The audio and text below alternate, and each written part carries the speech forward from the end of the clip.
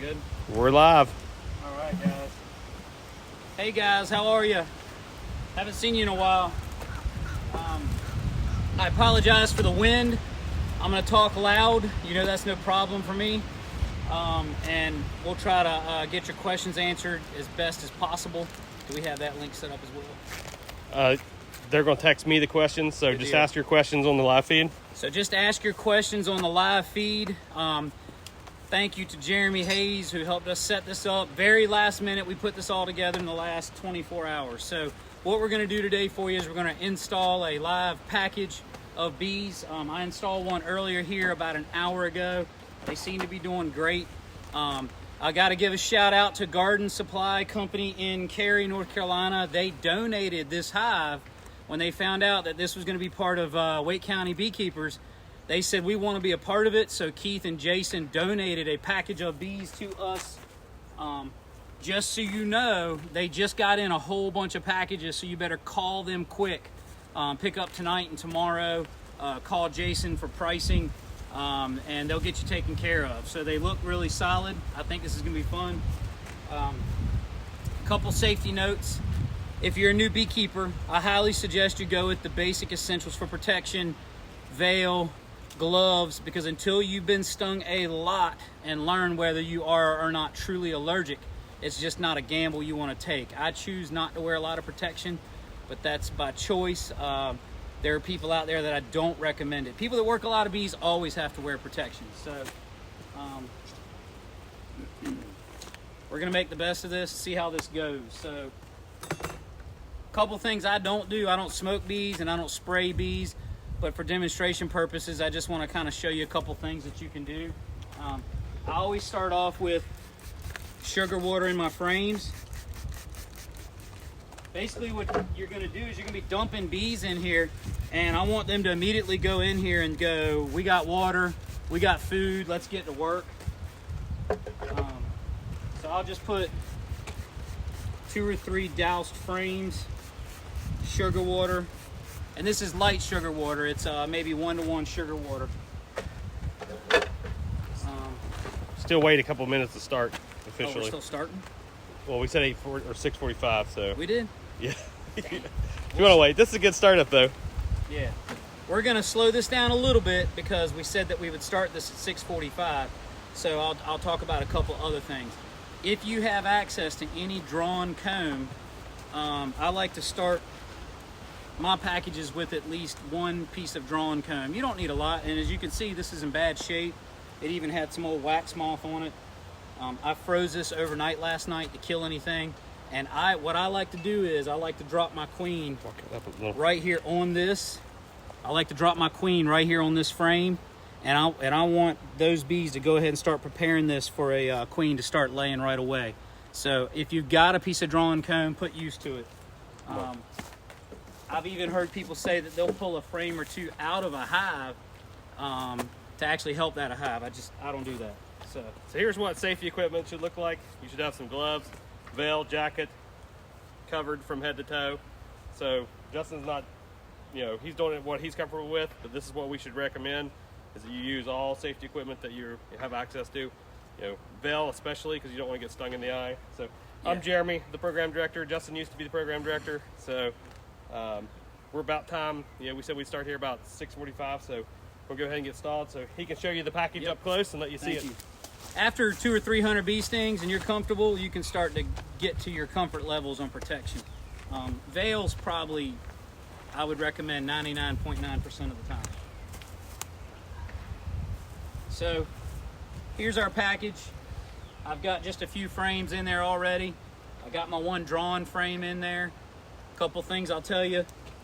You've got a little lid here. We're going to pop that lid. Inside of there is a little feeder of liquid sugar. It's probably high fructose corn syrup.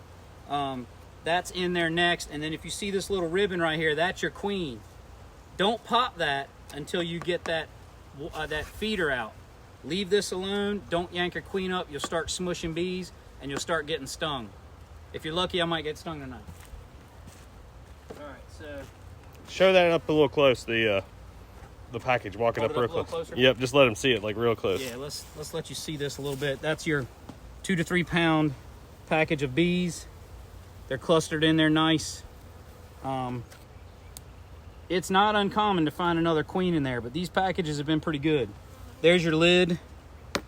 Here is your queen, and I shouldn't be holding it by this. She's stapled in, so don't mess with that. Get this off, get your feeder out of there first, and then we'll mess with that queen next. All right.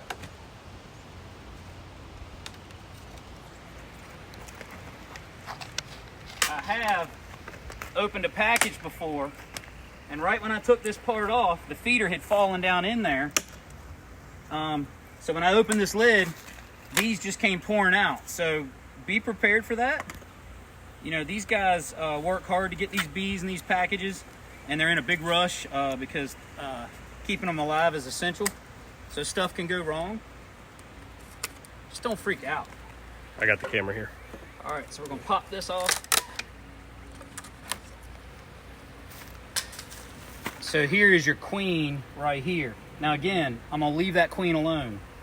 I don't use a hive tool very often. It's really good to always have a knife because it's really hard to get this out with a hive tool.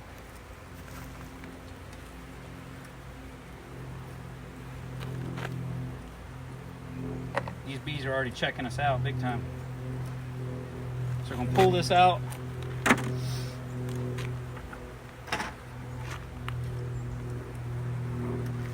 Put your lid right back here, get her out of the way.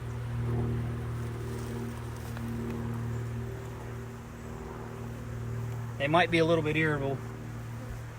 I sure hope not. Just slide this under that box like that. Try not to squish any if we can help it. A few got out, one died. Kind of want to get her away. All right, so that's your feeder right there. That's your high fructose corn syrup, more than likely. We'll open that up with a can opener, and we'll pour that into my hive top feeder and actually feed this to these bees, because that's what they've been eating for the last 12 hours or so. So now, at this point, you want to go ahead and release your queen. Staple. There's a drone. We're gonna pull this queen out. Some bees are gonna come out. You ready?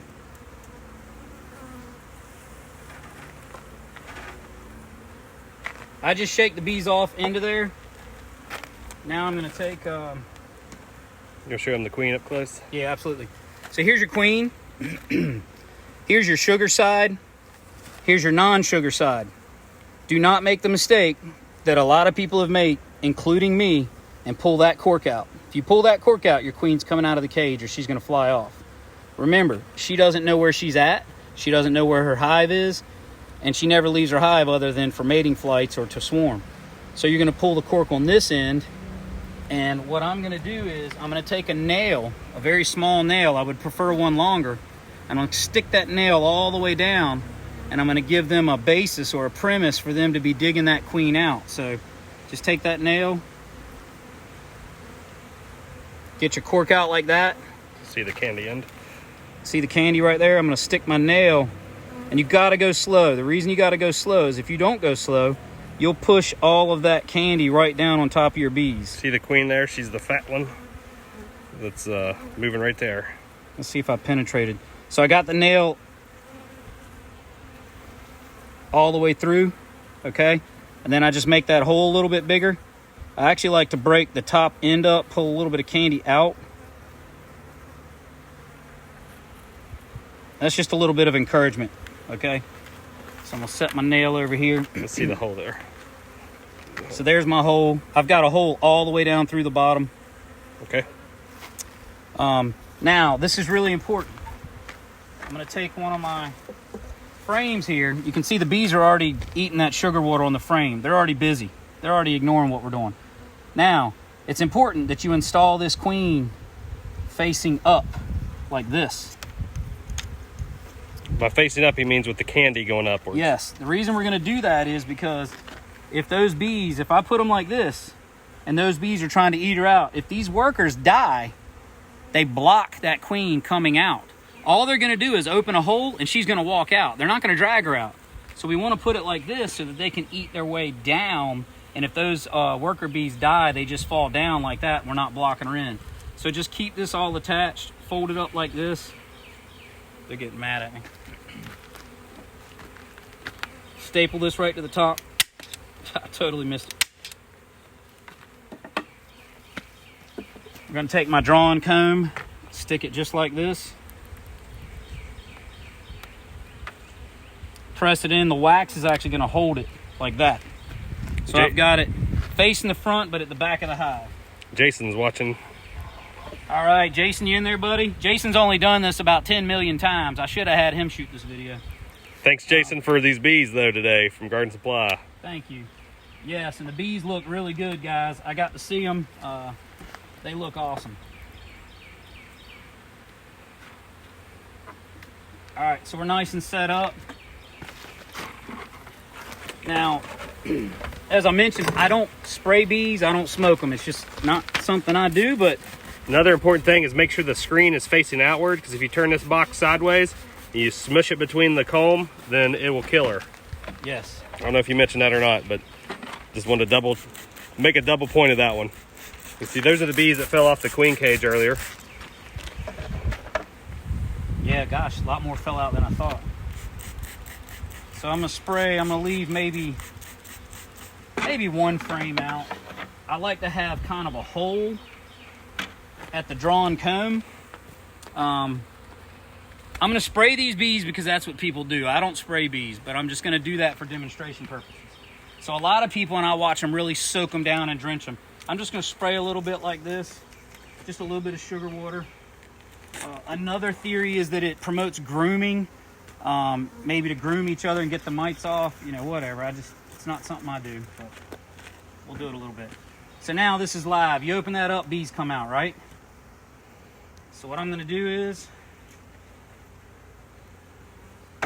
give a little thump, open them up, a little thump that way, a little thump that way.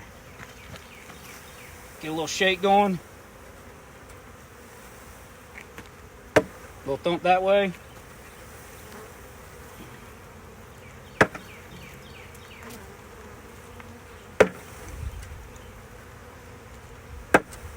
And I thought.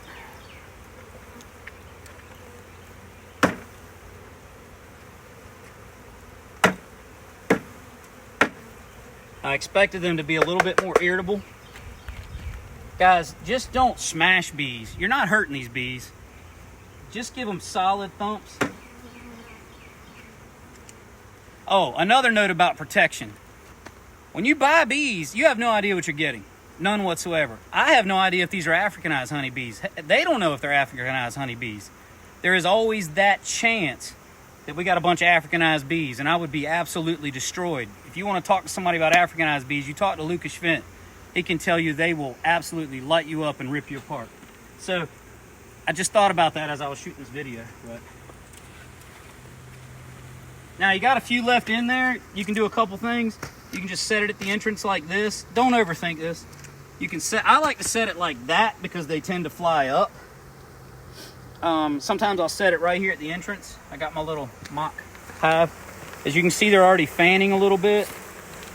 You can spray them a little bit. Okay, right there, Jeremy. See the Nasanov gland right there on her? She's already letting the others know. She's got her Nasanov gland right there, that the queen's in here, right there. I don't know if you guys can see that tan little gland on her butt. She's doing it right here. She's doing it right here, the little tan gland. They're already telling these other bees that mama's in the box. You can, again, I don't spray bees a lot, but I'm trying to get them to go in. I need to add this last frame. Just go slow.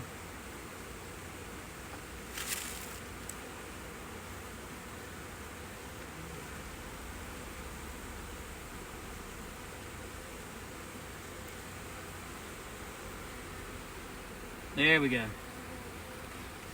So if you have any questions, go ahead and just ask them in the comments feed and we'll start answering them here.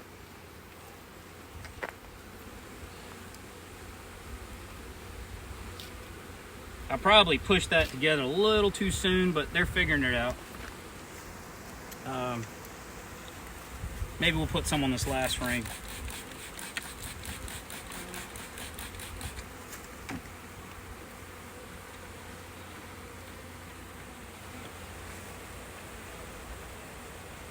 So get these nice and centered up. They're gonna propylize the heck out of these frames. I like to have everything centered up and pushed together like that. This was actually a really smooth installation. I can tell you that normally when I install bees, like when I installed this one earlier today, there's just bees everywhere. This is really easy. I can put my feeder on top. You know, my prediction is this one will do better than that one, just the way they're acting. Beekeepers, use whatever feeder you want. I'm a fan of the Miller top feeder. Kelly Conley asked how often you keep feeding with sugar water. So we are coming into a heavy flow here, so I'm just going to kind of watch what they're bringing in. My bees over here, they've been bringing in nectar. So since I don't have a lot of drawn comb in here, I'm going to feed these really hard in the beginning, because I'm going to need them to build out up to 2 boxes of drawn comb. And the more I give them, the less bees have to go out and actually get honey. So if I can keep them in the hive and drawing comb, I'm gonna feed the heck out of these until I can't stand it anymore. That way all my comb is pure sugar water. And then all of my honey, probably in a month now, when the flow is really strong, the tulip poplar's ready. You could potentially put a super on this hive with 1 deep.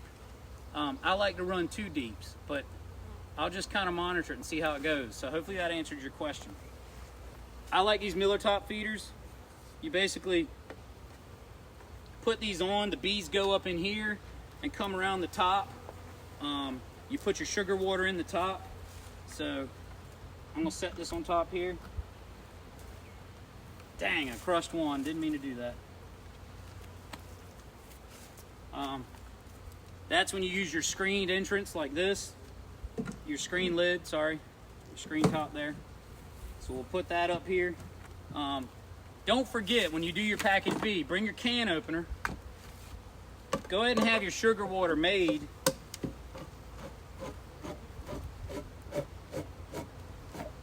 Is there any other questions? That's the only one I see so far. I'm getting ready to ask him. Pour your syrup in here.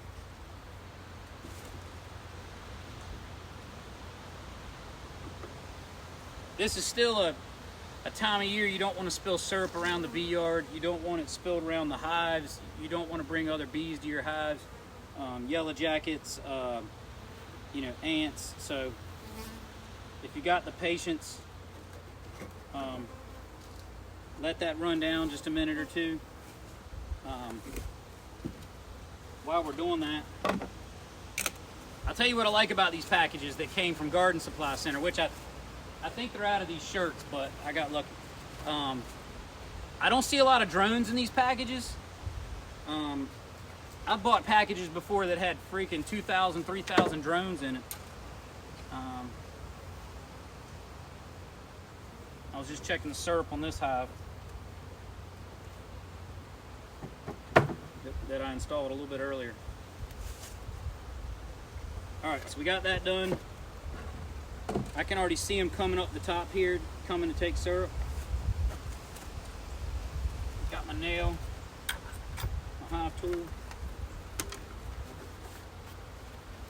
Tom Kwok, good job, Justin. No stings. Put your lid on. No stings. Get a rock. Don't forget your custom hive top rock. Whatever you got laying around the yard. It's been really windy, so as you notice on my hive stands here, I've got what I call hurricane rings. I can actually strap down all of my hives individually in place if we're going to have high winds or whatever. So it's just a good thing to have. If anybody's got any questions at all, now's the time to ask them. What size entrance reducer would you use with this? Any difference if a nook is installed? Whatever sticks laying around on the ground. You know, this time of year you can go without a entrance reducer. If you had, let me grab one over here and I'll show you real quick. So this time of year, you would have a traditional hive reducer like this. I would run the big one for now. During dearth, you'd run the small one. I'm just improvising. I just didn't happen to have one here. I use even children's ABC building blocks, and I just set them on the entrance. I use rocks. I use whatever's laying around. Oh, look, here's one right here. You know, you can stick that up there. I'm just using a nook entrance right here. I'm purposely putting the entrance on this side from that hive. So the wider your entrance, the more guard bees they have to dedicate. Right now, I don't want them dedicating bees to guards. I'll probably put a full reducer with a large entrance right now tomorrow when I get around to finding a entrance. But don't overthink that. It's not a big deal. There's lots of people that just go without entrance reducers altogether. Is there any other ones on there? Anybody else have any questions? As you can see, there's just a few bees that came back.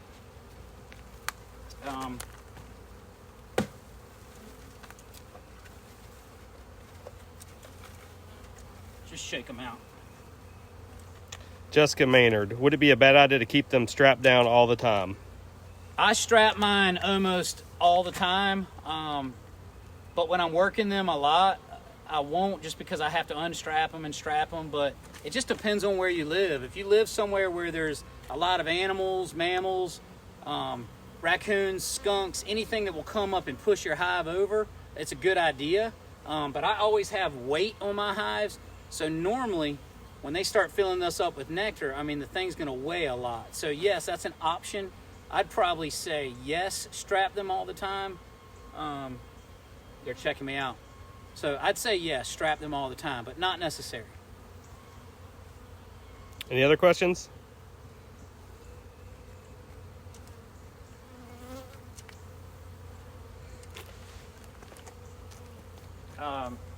Anything else you want to advise people? Well, I was going to just go over a couple basic tools. You know, everybody has their toolbox. This is mine. I just built it out of scraps, tobacco sticks, and a tree, first tree I cut down from my house. Basic hive tool. Always have a smoker. Always have gloves. As you can see, I don't use them often, but have protection. I've got a veil over here. I've always got protection around. I will tell you, I have been completely lit up and regretted not having protection. So I've always got it close by. Always have a queen catcher.